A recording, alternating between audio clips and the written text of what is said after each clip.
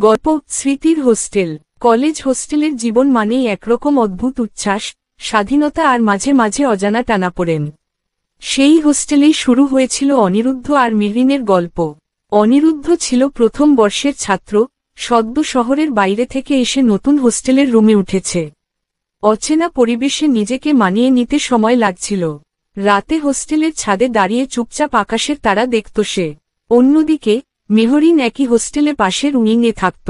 সে ছিল সবার প্রিয়, প্রাণোচ্ছল আর হাসিখুশি একটি মেয়ে। একদিন ক্যান্টিনে লাইনে দাঁড়াতে গিয়ে জনের পরিচয় হয়।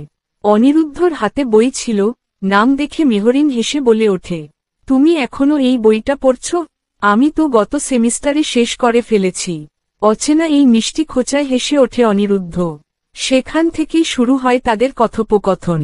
ধীরে ধীরে ক্যান্টিন থেকে শুরু করে পড়ার লাইব্রেরি, হোস্টেলের করিডোরে দাঁড়িয়ে ছোট ছোট আলাপ, সবকিছুতেই একে অপরের উপস্থিতি যেন স্বাভাবিক হয়ে ওঠে। রাত জেগে পড়াশোনার অজুহাতে অনিরুদ্ধ প্রায়ই ছাদে যেত, আর আশ্চর্যের বিষয়, মেহরিনও সেখানে এসে বসত। জনেই বই খুলে রাখত, কিন্তু কথাবার্তার ভিড়ে পড়া এগোত না। হোস্টেলের জীবন অনেক সীমাবদ্ধতায় ভরা, তবে সেই সীমার ভেতরেই তারা খুঁজে নিয়েছিল মুক্তির জায়গা। করিডোরে হালকা বাতাসে মেহরিনের চুল এলোমেলো হলে অনিরুদ্ধর চোখে অন্যরকম আলো জ্বলত। আবার অনিরুদ্ধের নীরব স্বভাব ধীরে ধীরে মেহরিনের কাছে এক গভীর নির্ভরতার মতো হয়ে উঠছিল। একদিন হঠাৎ হোস্টেলের বিদ্যুৎ চলে যায়। চারপাশ অন্ধকার, কেবল করিডোরের জানালা দিয়ে চাঁদের আলো আসছিল। সেই অন্ধকারে মেহরিন একটু ভয় পেয়ে অনিরুদ্ধর হাত শক্ত করে ধরে ফেলে। অনিরুদ্ধ কিছু না বলে শুধু হাতটা ফিরিয়ে চেপে ধরে রাখে।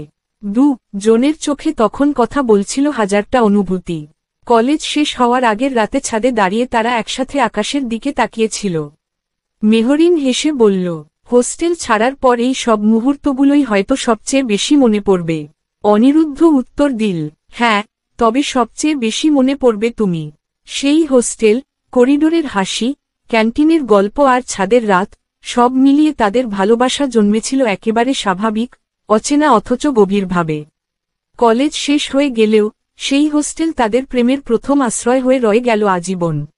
দ্বিতীয় পর্বের জন্য ভিডিওটি লাইক করে চ্যানেলটা সাবস্ক্রাইব করে দিন। ভালো থাকুন সবাই, আল্লাহ হাফিজ।